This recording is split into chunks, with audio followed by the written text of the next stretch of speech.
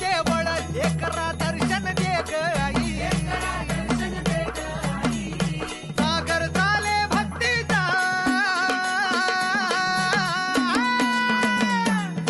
सागर झाले भक्तीचा कैवारी तू भक्तांची पाझर ओल्या मायेचा भर घागर जन्माची येळवट होऊ दे गजर भिडू दे देवा तू अवतार घे आई भवानी अंबाबाई तू सांभाळ कराया गोंधळाये